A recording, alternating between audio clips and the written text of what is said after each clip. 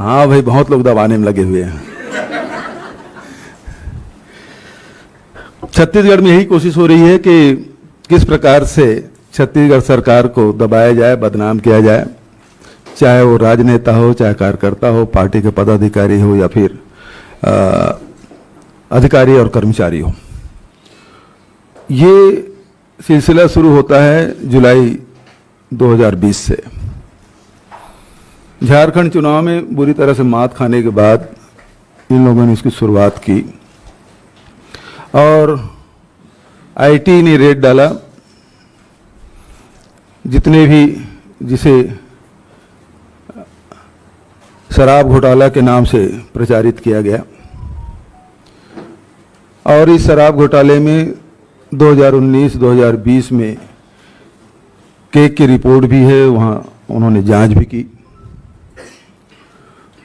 उसके बाद 2.5 साल तक वो चुप रहे, चुनाव नजदीक आते हुए, जबकि सारे कागजात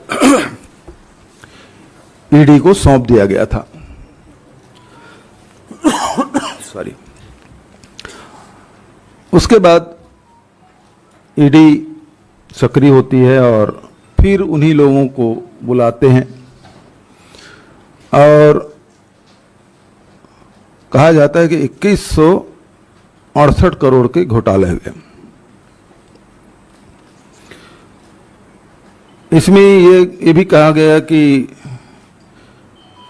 होलोग्राम, नकली होलोग्राम का प्रयोग किया गया। लेकिन सबसे मजेदार बात यह है, ये नकली होलोग्राम का यदि प्रयोग हुआ तो जो डिस्टिलर है वही तो करेगा, उसी फैक्ट्री में तो होगा, लेकिन उनके खिलाफ कोई कार्रवाई नहीं हुई, बचत लोगों के खिलाफ कार्रवाई हुई। उसके घर में ज्वेलरी भी पाए, नगद रुपये भी पाए, किसी को जब्त नहीं किया गया। और कहा गया कि 2168 करोड़ का घोटाला हुआ और चल अचल संपत्ति 2018 के पहले के भी जब्त करने के बाद भी 200 करोड़ के आसपास की संपत्ति जब्त नहीं की गई। जबकि इस दौरान 2018 के बाद जब हमारी सरकार बनी, उसके पहले जो रेवेन्यू है आबकारी की, वो 3900 करोड़ की थी, अब बढ़ के 6500 करोड़ हो गया। और आरोप ये लगाया ईडी के द्वारा कि राज्य के खजाने को नुकसान पहुंचाया गया, जबकि 3900 करोड़ से बढ़ के 6500 करोड़ हुआ। और आज तक के वो 2168 करोड़ में से केवल 200 करोड़ के आसपास, वो भी पैतृक संपत्ति, और 2018 से पहले अर्जित की गई आय, उसको जोड़कर भी 200 करोड़ नहीं पहुंचा। दूसरी बात, कोल स्कीम का आरोप लगाया 500 करोड़ का।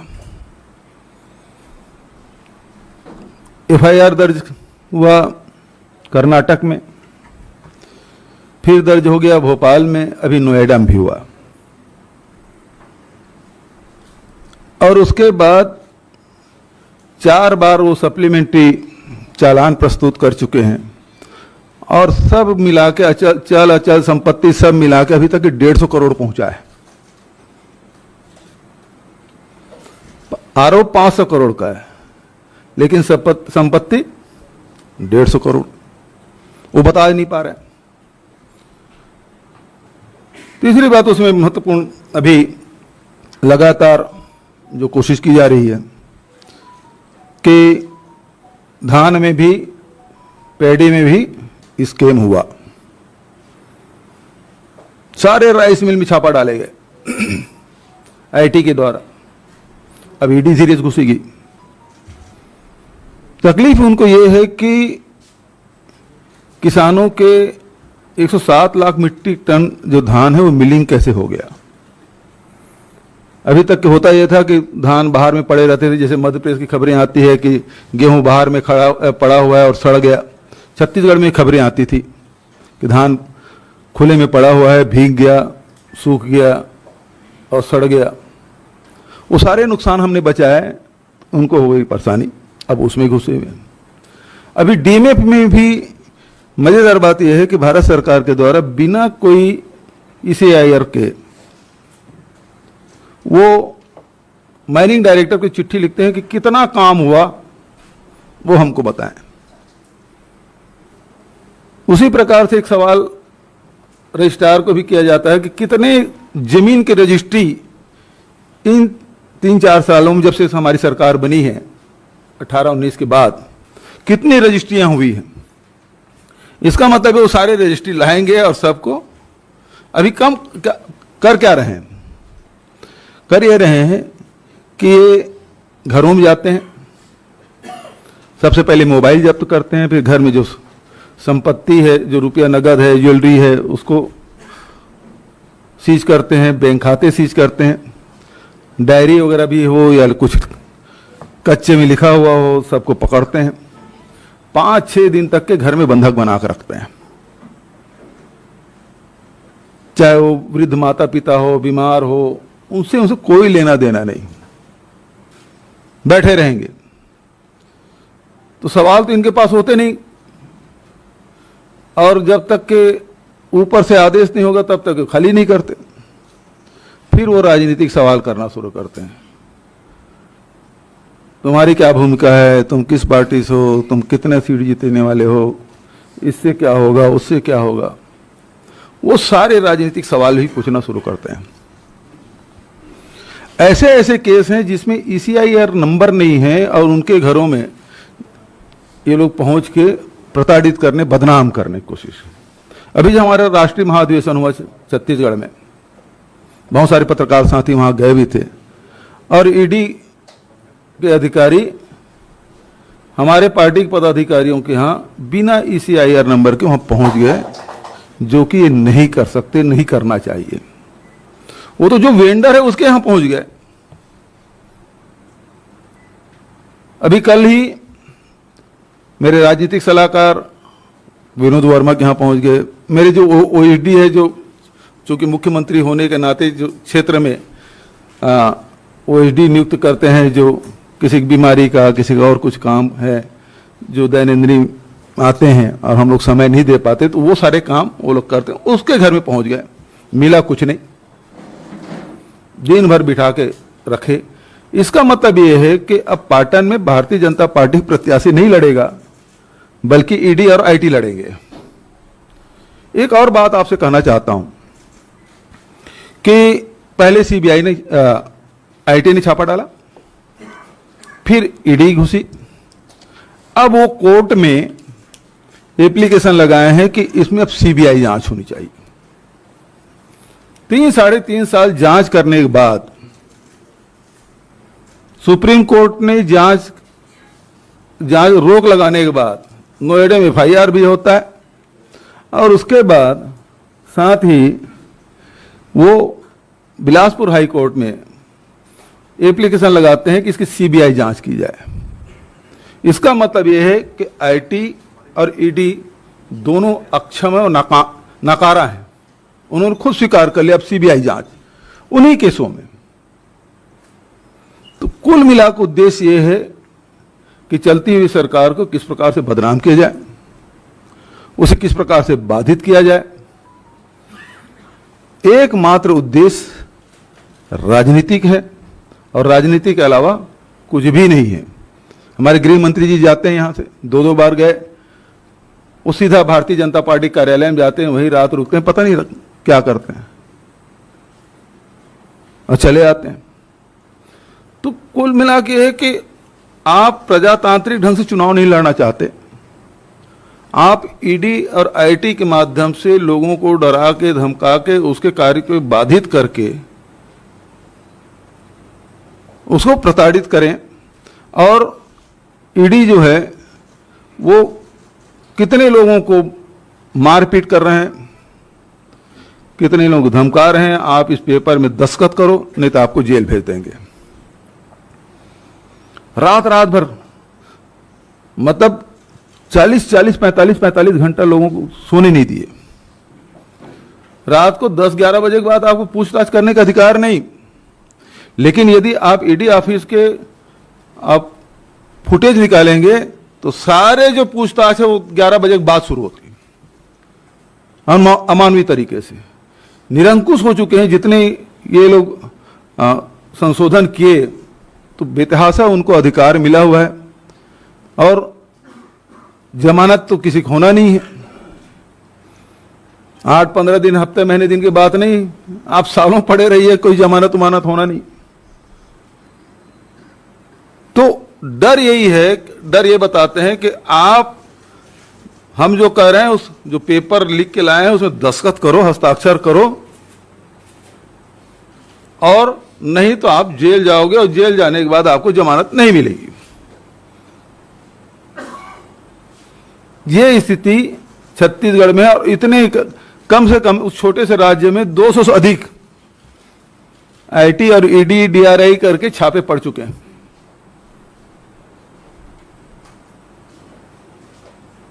तो आज पूरे भय का माहौल है। केंद्र सरकार खुद इस प्रकार से काम करवा रही है। संजय मिश्रा जी के बारे में तो जानते ही हैं, उनको टास्क मिला हुआ है 15 सितंबर तक के। अभी तक कल 23 अगस्त था, अभी तो 15-20 दिन और बचे हैं। तो जितना वो उनको आतंक फैलाना है वो पूरी ताकत के साथ करेंगे, क्योंकि उनके आकाओं ने एक्सटेंशन दी है, तो वो अपने आका के हिसाब से काम करेंगे, क्योंकि उन्होंने दिलाया। आगे भी कुछ मिलने की संभावना है।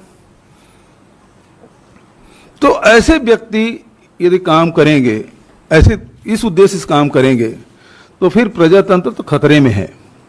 दूसरी बात इसमें कहना चाहता हूं, यदि सत्ताधारी दल इस प्रकार से कोई कार्रवाई करे तो फिर कोर्ट की बड़ी जिम्मेदारी हो जाती है कि ऐसे बेजा जो हस्तक्षेप किया जा रहा है और लोगों को परेशान किया जा रहा है, उसमें रोक लगाए। आप लोगों की तरफ से कोई सवाल हो? झारखंड में जो एक करके छापेमारी है, उसका छत्तीसगढ़ से क्या कनेक्शन है? शराब घोटाला जो झारखंड में चल रहा है, छापेमारी। देखिए, हमारे यहाँ छत्तीसगढ़ में जो नीति बनाई भारतीय जनता पार्टी ने बनाई, हमने तो उसमें कोई बदलाव नहीं किया, और उसके बाद रेवेन्यू भी बढ़ाया, फिर भी छापा डाल रहे हैं। सबसे बड़ी बात यह है, कोयला घोटाला और शराब घोटाला और अभी महादेव ऐप, उसके बारे में नहीं बोल पाया मैं। तीनों में एक समानता यह है कि शराब घोटाले में डिस्टिलरों की गिरफ्तारी नहीं हुई, उसकी को धर पकड़ नहीं किया गया, उसकी संपत्ति की जब्ती नहीं की गई, बल्कि यह सुनने में आया है कि भारतीय जनता पार्टी के बड़े नेता के द्वारा दिल्ली और बॉम्बे के भारतीय जनता पार्टी के नेताओं से संपर्क किया गया, और उनके बाद उसके अभय मिलने के बाद उसको उसकी गिरफ्तारी नहीं हुई। नंबर एक। दूसरी बात, जो महादेव ऐप में अभी जो सट्टा चल रहा है, उसमें हमने पूरी कार्रवाई की। मेरे पास सारे पेपर हैं कि कितने करोड़ रुपए की संपत्ति हमने जब्त की, कितने लोगों की गिरफ्तारी की, और कब से हम लोग कर रहे हैं। अचानक घुसे और जो राजनीतिक उद्देश्य के लिए वो लोग कार्रवाई करना शुरू कर दी। जो महादेव ऐप के हमने तो लुकआउट सर्कुलर भी जारी किया हुआ है, उसमें कोई मदद नहीं कर रहे हैं। मतलब जो जिसके लिए काम हो रहा है उसकी गिरफ्तारी की बात नहीं हो रही। कोयला खदान में जिसके लिए जो कोयला खदान चला रहा है उससे पूछताछ नहीं हुई, जबकि वो चीख चीख के कह रहा है कि मैं इसके लिए काम करता था।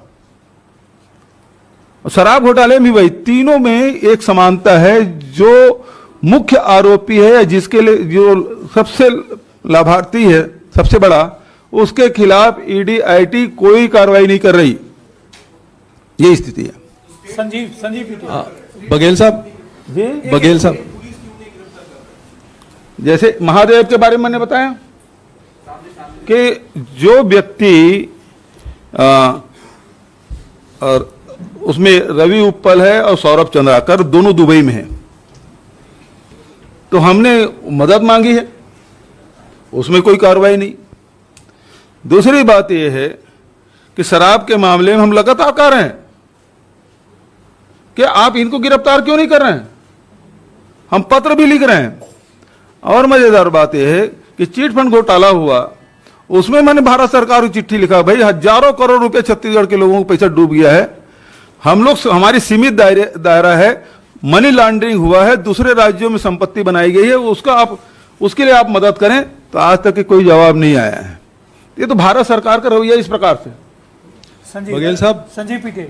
आपने कहा कि ये सारे जो रेड्स हो रहे हैं आपके करीबी लोगों के, आपके आसपास के लोगों के, ये सब इनका उद्देश्य राजनीतिक है, और आपने अभी ये भी कहा कि ऐसे में जैसे there is a threat to democracy, तो आपने कहा कि कोर्ट को भी हस्तक्षेप करना चाहिए। तो क्या आप इस लड़ाई को कैसे आगे ले जाएंगे और कोर्ट भी क्या जाएंगे? देखिए, सभी राजनीतिक दल एक बार गए तो उन्हें कहा गया कि हम सबको रिलीफ नहीं दे सकते, यदि केस टू केस कोई आए तो उसको रिलीफ मिलेगा। और निश्चित रूप से जैसे अभी जो लिकर वाले मामले में कोर्ट से रिलीफ भी मिला कि फर्दर इन्वेस्टिगेशन नहीं कर सकते, उसके बाद भी ईडी ने खुद एक एजेंसी है और वो एफआईआर किया है नोएडा में। तो कितना इनका मेलाफाइड इंटरेस्ट है वो समझ आ रहा है। सर, मेरा सवाल यह है कि कल आपका जन्मदिन था और आपने एक ट्वीट किया कि बड़ा बहुमूल्य उपहार मुझे केंद्र सरकार ने दिया है। नाम लीजिए, मैं तो नाम लिखा हूं। हाँ, आपने अमित शाह जी का नाम लिया था उसमें कि बहुमूल्य उपहार आपको मिला है। मोहित जी, आप भी नाम नहीं ले पा रहे हैं। नहीं, हम तो बिल्कुल नहीं डरते किसी से। मैंने तो प्रधानमंत्री जी और गृह मंत्री जी को कहा कि आज मेरा जन्मदिन है और मेरे राजनीतिक सलाहकार और मेरे 2 एसडी के यहाँ आपने ईडी का रेड कराया है, इससे बढ़िया उपहार क्या हो सकता है। उसके लिए मैंने आपका मैं आभार व्यक्त करता हूं। तो मेरा सवाल यह है कि आपने कहा कि 200 से ज्यादा छापे छत्तीसगढ़ के भीतर जो है पड़ चुके हैं।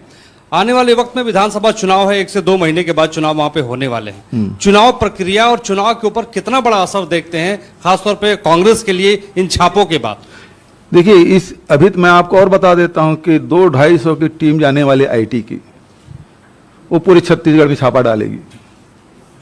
तो ईडी आती है तो आईटी जाती है, आईटी जाती है तो ईडी आती है। हमारे यही क्रम चल रहा है और वही काम कर रहे हैं। मार पीट के, जैसे कहते हैं ना, बंदर को बोरे में पकड़ लिया उसे पीट रहे हैं, बोल तो कुत्ता है। तो हमारे यहाँ स्थिति जबरदस्ती मार पीट के लिखवा रहे हैं कि हाँ तुमने ये गलत किया है और तुमने इसको पैसा दिया है, लिखो, इस राजनेता को दिया हो, इस अधिकारी को दिया हो, इसको नाम लो।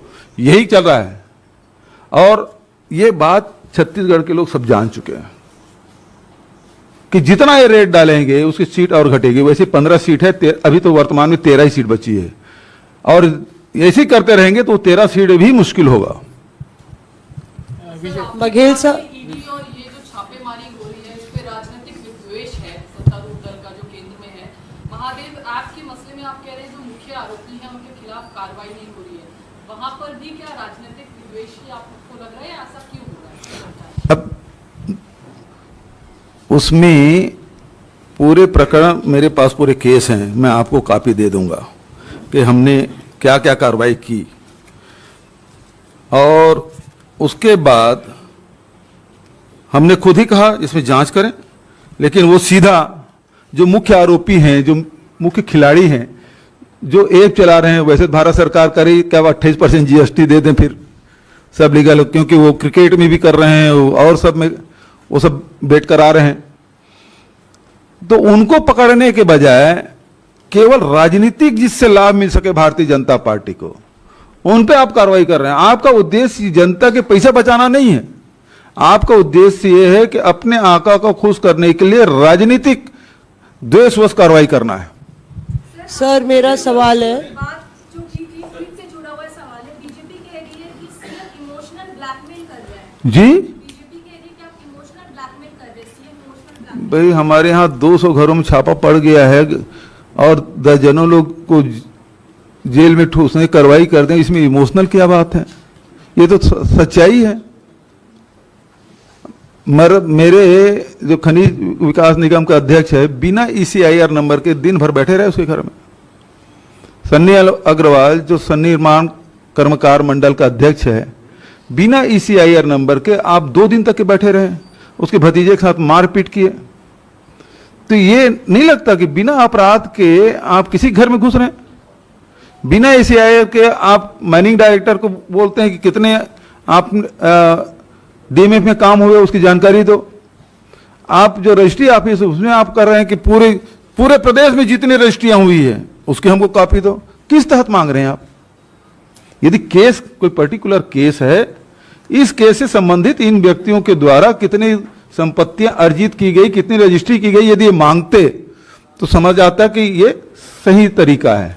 लेकिन पूरे प्रदेश में चाहे कोई भी खरीदे हो, उसकी संपत्ति की जानकारी मांगो तो आपका मैनिफेस्ट इंटरेस्ट नहीं है। सर मेरा सवाल है, जी सर यहाँ पे आपके ओएसडी से लेके सलाहकार सब ईडी की चपेट में आ रहे हैं, तो क्या अगला नंबर भूपेश बघेल का है? और अगर ऐसी परिस्थिति पैदा होती है तो क्या आपको लगता है अगर ये सियासी साजिशें हैं तो इसके सियासी मायने क्या होंगे चुनावों में? देखिए, हम लोग ना छत्तीसगढ़ के लोग हैं, मरने से नहीं डरते, न जेल जाने से डरते। नक्सलियों ने इतना मारा है लोगों को, हमारे प्रथम पंक्ति के सारे नेता शहीद हो गए और इन्हीं शासन काल में हुआ है। तो हम लोग मरने से भी घबराते नहीं, न लड़ने से डरते हैं। और जेल तो पहले भी भेज चुका है, विनोद वर्मा जी पहले भी भेज चुके हैं, अभी फिर से उसके घर में कल दिन भर बैठे रहे, मुझे भी भेज के देख चुके हैं। रमन सिंह ने भेजा था, 15 साल की सरकार 15 सीट में सिमट गई, दूसरे की सौंक है तो देख ले। हम लोग जेल उल जाने से डरते नहीं है। सर हाँ, बहुत बढ़िया सवाल आपने किया। जेरम मामले सच इसलिए सवाल नहीं आया है कि एनआईए हमको जांच करने नहीं दे। भारत सरकार, गृह मंत्री, सबको हमने पत्र लिखा, एनआईए के हेड को भी चिट्ठी लिखा कि भाई आप जांच कर चुके तो हमको दे दो, हम जांच करेंगे। यदि हम कमिटी उसमें एसआईटी गठन करते हैं तो हाई कोर्ट चले जाते हैं, सुप्रीम कोर्ट चले जाते हैं, और एक एक बार नहीं, 2-2 बार। तो आखिर किसको बचाना चाहती भारत सरकार? कौन षड्यंत्रकारी है, कौन आरोपी है, कौन अपराधी है, किसको बचाना चाहती भारत सरकार जो हमको जांच करने नहीं दे रही? सर, आने वाले दिनों में चुनाव आने वाले हैं, ये जो कार्रवाई हो रही है, क्या ये आपका मुख्य मुद्दा होगा चुनाव में जाने का? इसको लेकर के क्या आप लोग रणनीति बना रहे हैं? और एक चीज इसमें यह भी पूछना चाहूंगा, आपने खुद कोयला घोटाला, शराब घोटाला, क्या आप मानते हैं, आप भी मानते हैं कि ये घोटाले हुए हैं? और अगर हाँ, तो खुद आपकी सरकार ने इनकी जांच करवाने के लिए क्या कदम उठाए हैं? देखिए, जहां तक कि कोयला की बात है, जितने कोल वासरी है सब जगह हमने रेड डाले, जो आवश्यक कार्रवाई हमने की, जितना फाइन हो सकता है वो हमने किया, और जिसके सही पाएगा उसको रिलीज भी किए। पहली बार हुआ है भारतीय जनता पार्टी, बता दे 15 साल में कुछ किया हो तो। दूसरी बात यह है, मैंने कहा, आप मेरे उत्तर को आपने ठीक से सुना नहीं है। कोयला घोटाले में जिसके लिए वो काम करते थे उसके बारे में लिख के भी दिया, वो कॉपी है मेरे पास, लेकिन आज तक उसे पूछा नहीं गया है, क्योंकि मैं नाम बताऊंगा तो छपे हुए भी नहीं, मैं जानता हूं, इसलिए केवल इतना ही बोल रहा हूं। सर, ये जो आपके खिलाफ कार्रवाई हो रही है सरकार के खिलाफ, तो क्या कांग्रेस के लोग छत्तीसगढ़ में प्रदर्शन करेंगे केंद्र सरकार के खिलाफ? आप दिल्ली आके प्रेस कॉन्फ्रेंस कर रहे हैं, क्यों दिल्ली में नहीं कर सकता? सर वहां प्रदर्शन करेंगे? प्रदर्शन की जरूरत ही नहीं है, जनता जान चुकी है कि भारतीय जनता पार्टी कहीं नहीं है मैदान में, छत्तीसगढ़ में तो बिल्कुल नहीं है। और जितने भी कार्रवाई कर रहे हैं उससे लोग, चाहे उद्योगपति हो, व्यापारी हो, अधिकारी हो, कर्मचारी हो, राजनेता हो, कार्यकर्ता हो, ये सब भारतीय जनता पार्टी कलई खुल चुकी है। ये जितना करेंगे उतना उनको नुकसान होगा। बघेल सर, आप कह रहे हैं कि ईडी और आईटी चुनाव लड़ रही है बीजेपी, उनको आगे कर रही है, लेकिन बीजेपी के नेता कह रहे कि वो प्रधानमंत्री मोदी के चेहरे पे चुनाव मैदान में उतर रहे हैं। तो आपके खिलाफ कौन चेहरा है वहां? भाई, अरुण साहू जी के बयान आप देखेंगे, अब मोदी जी की बात नहीं करते, वो बुलडोजर की बात करते हैं, योगी जी की। तो भारतीय जनता पार्टी के नेताओं को विश्वास नहीं है मोदी जी की लोकप्रियता पर, अब वो योगी जी के सामने कर रहे हैं। मध्य प्रदेश में देखिए बुलडोजर चला रहे हैं अरुण साहू जी, वहां प्रदेश अध्यक्ष, वो कहते हैं हम बुलडोजर चलाएंगे, मतलब मोदी जी के लोकप्रियता पर उनको अब विश्वास रहा नहीं। और मोदी जी के लोकप्रियता पर इतना विश्वास है तो ईडी आईटी क्यों भेज रहे हैं? भाई, प्रजातांत्रिक ढंग से चुनाव होने दो। सबसे बड़ी बात यह है, आप सही कह रहे हैं कि छत्तीसगढ़ में उनको आना नहीं है। पहले भी हमारे 71 सीट हैं, उनके पास 9 सीट हैं। वो दरअसल बात यह है कि वहां के खदान पे उनके मित्रों की नजर है, और जो छत्तीसगढ़ कांग्रेस की सरकार है उसके बीच में है, और इस कारण से अपने मित्रों को लाभ नहीं पहुंचा पा रहे हैं। इस कारण से ईडी आईटी का छापा लगातार पड़ रहा है। बघेल साहब, आपने कहा कि चुनाव ईडी और सीबीआई लड़ रहे हैं, नहीं, सीबीआई नहीं है, हमने तो उसको बैन कर दिया। आईटी हाँ, आईटी। ठीक है। लगातार बीजेपी चाहे इंडिया गठबंधन की बात हो, किसी भी राज्य में जाती है तो सबसे पहले कहती है कि कांग्रेस या विरोधी पार्टी मुख्यमंत्री का चेहरा बताए। तो वहां पर क्या आपको लगता है कि रमन सिंह चेहरा होंगे या ईडी चेहरा होगी या प्रधानमंत्री मोदी चेहरा होंगे या अमित शाह चेहरा होंगे? किसके लिए चुनौती आप देख रहे हैं? ये भारतीय जनता पार्टी खुद कंफ्यूज है। मैंने पहले बताया, नाम तो प्रधानमंत्री जी के ले रहे हैं, लेकिन कार्य बता रहे हैं योगी जी का। अब मोदी जी चेहरा होंगे कि योगी जी चेहरा होंगे? फिर तीसरा, कार्रवाई भारतीय जनता पार्टी के लोग तो घर बैठे हैं। अभी चुनाव आए, माथुर साहब थोड़ा सा गए, थोड़ा सा हंटर उंटर चलाए तो थोड़ा बहुत दिख रहे हैं, अन्यथा ईडी और आईटी 3-3.5 साल से सक्रिय है बॉस। सर, आपने बघेल साहब, आपने कहा कि उनके मित्रों को फायदा नहीं हो रहा है, तो क्या आपका इशारा गौतम अडानी की तरफ है, जो आप कह रहे हैं कि उनको नाम ले लूंगा तो कौन छापेगा बॉस? मेरा सवाल सर, कि आप पर्याप्त आप उनको काम नहीं दे पा रहे हैं क्योंकि बिल्कुल सही बात है, मेरे पास वो भी लिस्ट है कि किन किन खदानों पे जब रमन सिंह मुख्यमंत्री थे तो जितनी खदानी राज्य सरकारों के लाट की गई, चाहे महाराष्ट्र हो, गुजरात हो, छत्तीसगढ़ हो, चाहे राजस्थान हो, वो सबके एमडीओ वही थे। जो आयरन ओर है बेलाडीला का, वो भी उसके एमडीओ वही है। अब वो अड़ंगा हम बीच में हम लोग आ गए हैं। एक बार नाम लेके बोल दीजिए। हाँ जी, मुझे तकलीफ नहीं है नाम लेने का, मैं सबका नाम ले दूंगा, लेकिन ये है, मैं कल अखबार देखूंगा या टेलीविजन चैनल देखूंगा, उसमें पट्टी में नाम तो नहीं आएगा, तो इसलिए मैं नाम नहीं ले रहा हूं। बघेल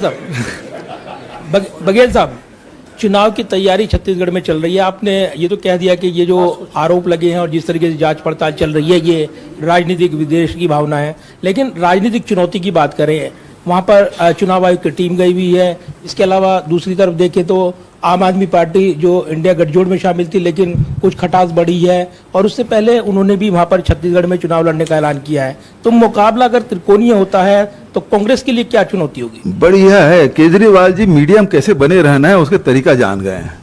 भैया, ये इंडिया जो गठबंधन है, मैं समझता हूं 2024 के लिए है, ये विधानसभा चुनाव के लिए तो कम से कम नहीं है, ऐसा मुझे मालूम है। यदि विधानसभा चुनाव के लिए यदि इंडिया गठबंधन है तो मुझे अभी तक के संकेत मेरे पार्टी से मिल जाता, तो ये नहीं मिला है। लेकिन केजरीवाल जी को मीडियम बने रहना है, तो ये अच्छा तरीका है। वहां जाके 10 ठो घोषणा उषणा कर कुराक आ गए हैं। पिछले समय जोगी जी चांदी की सड़क बनाने की बात बोले थे, सर ये भी कुछ करके आ जाए। सर, आपका मुख्य आरोप ये है कि मुख्य आरोपियों पर कार्रवाई नहीं हो रही, घोटाले तो हुए हैं, यही घोटाले, ये भी कपोल भाई। लीकर में आप बता दीजिए, लीकर में डिस्टिलरी वालों पर कार्रवाई सुनो तो भाई, यदि वो कह रहे हैं, मैंने यदि शब्द कहा, यदि है तो उस पर कार्रवाई क्यों नहीं हुई? जबकि हमारा रेवेन्यू है 3,900 करोड़ से बढ़ के 6,500 करोड़ हो गया, जबकि इसमें लॉकडाउन भी था। और सीएजी का 2 साल का रिपोर्ट भी है, 2019-20 और 20-21 का, वो सीएजी की रिपोर्ट भी है, उसमें कहीं गलत नहीं पाया गया। तो यदि घोटाला हुआ है तो सबसे पहले डिस्टिलर को पकड़ना था, जिनको बचाया जा रहा है। तो इसका मतलब यह है कि मिली भगत और दबाव पूर्वक किया जा रहा है। दूसरा, कोयला की बात, कोयला के बारे में जब आपने पूछा, कोयला में घोटाला हुआ है, तो छत्तीसगढ़ के 85% जो कोयला खदान है वो एसीसीएल के पास है, मतलब भारत सरकार के जो उपक्रम है उसके पास है। एक भी अधिकारी पूछा गया है क्या?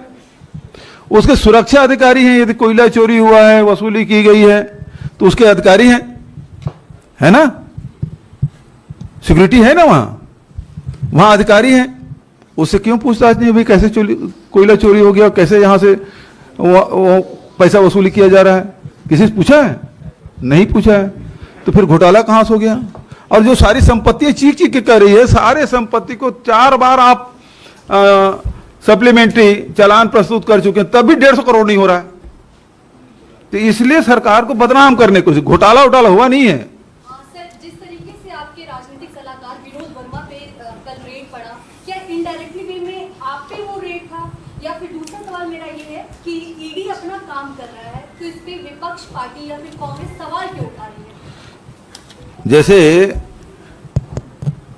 रायपुर में अखिल भारतीय कांग्रेस कमेटी का महाधिवेशन हुआ, बहुत सारे पत्रकार मित्र भी गए थे, हिंदुस्तान भर के हमारे डेलीगेट आए थे, पीसीसी एआईसीसी डेलीगेट, उसी दिन रेड डाला गया और बिना ईसीआईआर नंबर, समझ रही ना, बिना ईसीआईआर के, मैं नाम भी ले रहा हूं, गिरीश देवांगन जो पूरा व्यवस्था देख रहे थे, सन्नी अग्रवाल व्यवस्था देख रहे थे, उस रामगोपाल अग्रवाल वो व्यवस्था देख रहे थे, उसके घर में छापा डाला गया।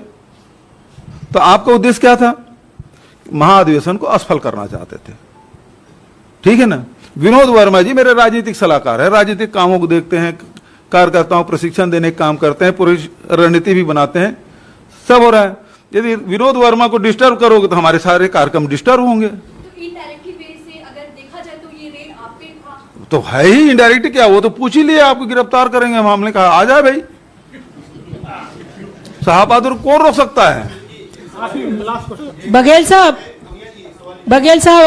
आपने कहा 200 रेड हुई छत्तीसगढ़ में अभी तक, इसमें से भारतीय जनता पार्टी के कितने लोग हैं इन 200 में? खोज एक भी नहीं दोस्त, पूरे हिंदुस्तान में नहीं मिलेगा। यही तकलीफ है कि ये ईडी वाले कैसे जानते हैं कि ये भारतीय जनता पार्टी की नहीं है।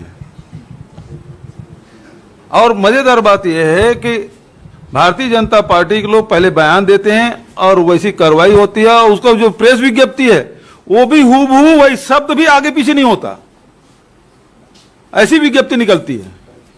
ठीक है, चलिए।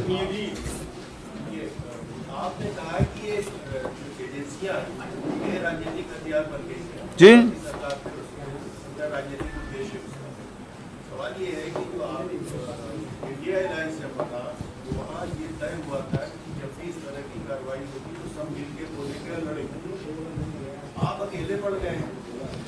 जी नहीं, हाँ मैं अकेले नहीं हुए, मेरे साथ मेरी पूरी पार्टी है। जैसे कार्रवाई हुई, कल देख लिए केसी वेणुगोपाल से लेकर सारे नेताओं को ट्वीट आया, सबकी फोन हुई, राहुल जी से मेरी बात हुई, प्रियंका जी से मेरी बात हुई, सब लोगों ने कहा कि उसको अकेले पर नहीं पड़ी। और भाई ऐसा है, जब हम उसको प्लेटफॉर्म में जब डिमांड करेंगे तो समर्थन नहीं देंगे तब ये सवाल उठेगा। अभी तो हम लड़ ही रहे ना। ठीक, थैंक यू। मुख्यमंत्री जी का अंतिम सवाल है, जिस तरह से आपने कल प्रधानमंत्री और गृह मंत्री कहा कि मुझे बर्थडे का गिफ्ट दिया गया है, आप रिटर्न गिफ्ट में उन्हें क्या देंगे और कब देंगे? हाँ बिल्कुल, नवंबर के जब रिजल्ट आएगा है ना, तो उसमें 75 प्लस देंगे। इसका